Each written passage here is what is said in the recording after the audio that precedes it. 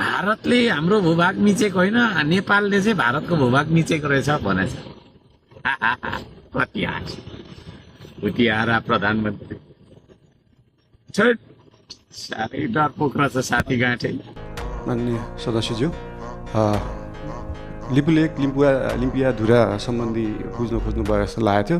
यस सम्बन्धी नेपाल सरकारले अफिसियल रूपमा डिप्लोमेटिक नोट भारत सरकारलाई पठाइसकेको छ र त्यसको जवाब पनि आएको छ। त्यो जवाबमा चाहिँ दुईटै सरकारले आफ्नो इतिहासविदहरू राखेर, आफ्नो सर्वेयरहरू राखेर, आफ्नो भूमि सम्बन्धी जानकारी भएका व्यक्तिहरू राखेर टेबल टक मार्फत यो कुरालाई समाधान गर्ने कुरा भएको छ।